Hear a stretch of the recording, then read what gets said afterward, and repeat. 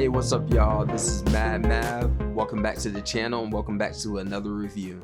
Today we're going to be reviewing the new movie House of Gucci. House of Gucci is directed by Ridley Scott and he's accompanied with a great cast. People like Adam Driver, the lovely Lady Gaga. We also have Jeremy Irons, your boy Al Pacino, and we also have Jared Leto that's got this meta prosthetic thing going on. So I'm sure that y'all have heard about the Gucci brand name, or you've gotten some type of product, or you've heard it referenced in some type of music video or something like that before.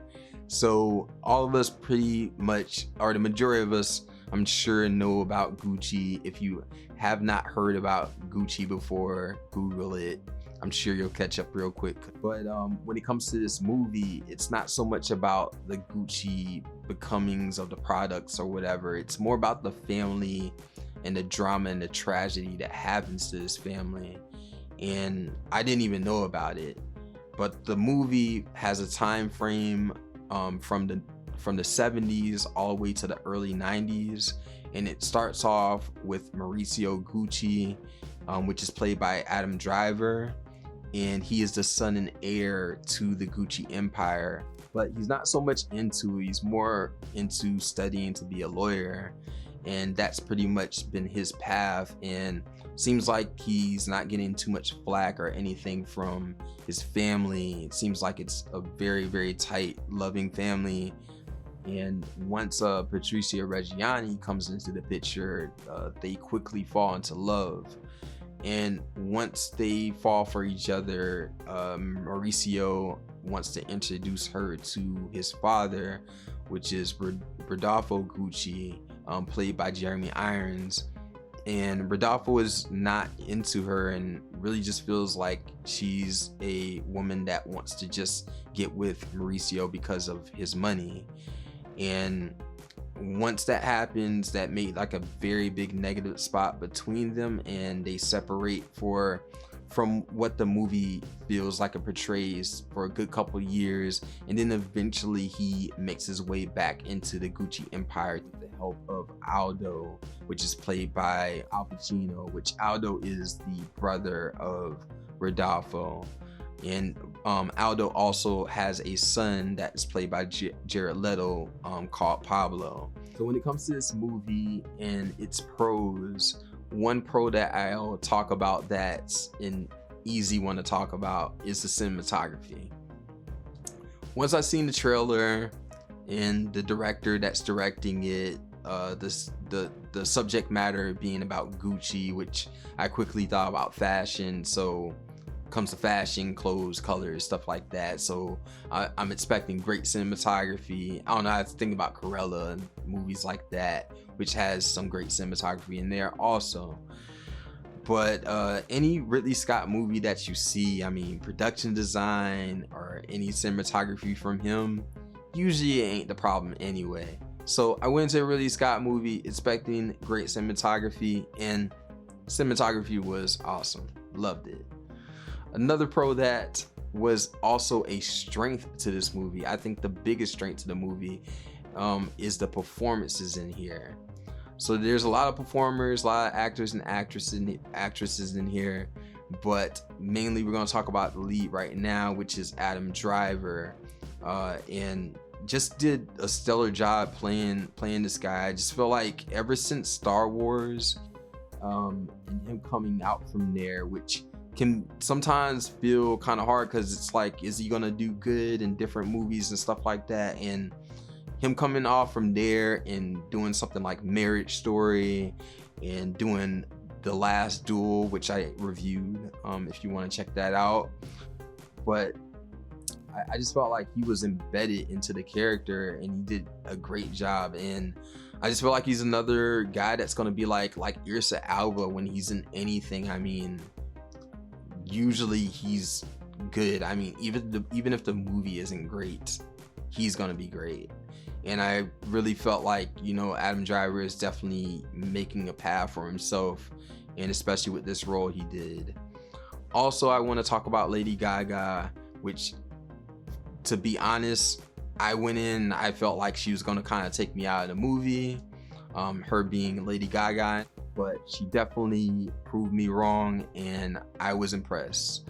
I'm not gonna talk too much about it, but I felt I was really, really impressed because there's a lot more scenes where she had to kind of hold her own. And I think she did an amazing job. And she had a great cast around her too, so I guess you can argue that. But I mean, either way, I think she did great, and I feel like the other cast members, Al Pacino, Jeremy Irons, I think they did an amazing job. Another pro that I liked about this movie is also the pacing of the first half. When it comes to this movie and the pacing, I felt like, at least the first half, it was moving. I almost was thinking like it was moving a little too fast from scene to scene, because as they're going from scene to scene, as you're watching this movie, watch how fast like time is passing and how they're constructing this movie. And I felt like it was very smart and they did it well, because they didn't necessarily do it too fast, but it was definitely paced that way, but the story still cohesively moved and made sense altogether. So great job on that. So that brings me into my other con, which is dealing with what we just left off from, which is the first half was great, but definitely there's a drag after a while when it comes to maybe that last bit of the second half going to the third half.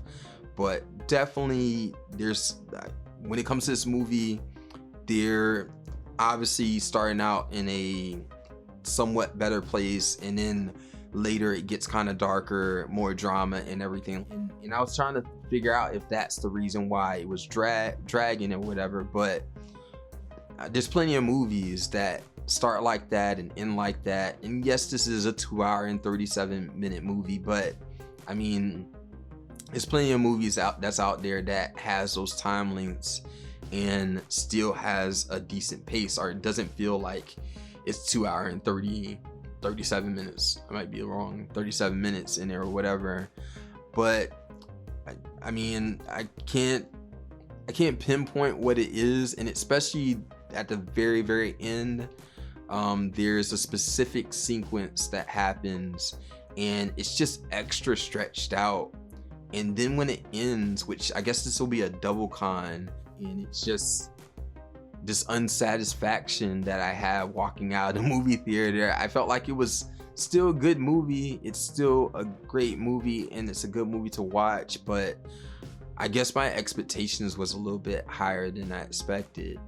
So another con that I will say about this movie is, as much as I liked all the performances, I still like all the performances, but one, and I want to start off by saying this because some of my friends know how I like Jared Leto, and especially his portrayal of Joker, which I did. I like the character. I want to see more of it. I understand why a lot of people don't like that adaptation, but also with the other movies that Jared Leto has done, like Requiem, I always say it wrong, it's Requiem of a Dream, and what's the other one, Mr. Nobody. Such a good movie. Like, I love those movies, and I feel like he's a great actor. Even in Blade Runner 2049, he was great. This one, it's not the prosthetic makeup that he has on works and everything, but every time he's in the scene, for some odd reason, it takes me out.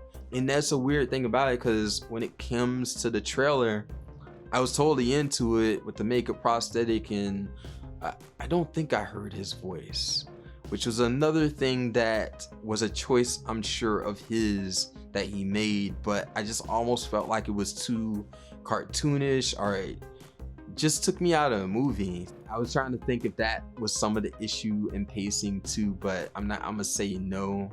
I think that was just a choice of what he decided. It just seemed like everybody else was in one movie and he was kind of, it felt like in a different movie. But I still like Jared Leto. I'm still want to see some more of his work that comes out, and he's up for Oscar buzz because I am in the minority.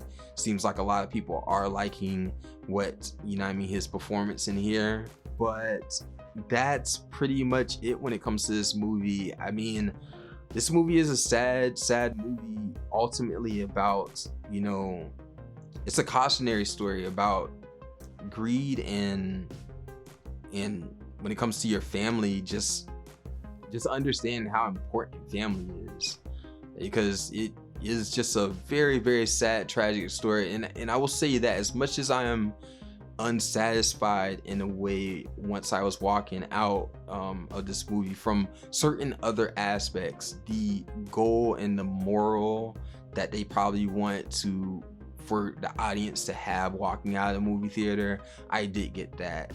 So in that regard, again, it's still a good movie, and I definitely felt those beats. So when it comes to my score to this movie, I will give House of Gucci, I'll give it a 7.3 out of 10 for House of Gucci. So that's my review. If you like the movie or dislike the movie, I would love to know your thoughts below in the comment section. And if you like this video, hit that like button. And also, if you'd like to know about my videos when they pop up and get notifications about them, hit that subscribe button and you will definitely get that. But for now, y'all have a great day. MadMave is out.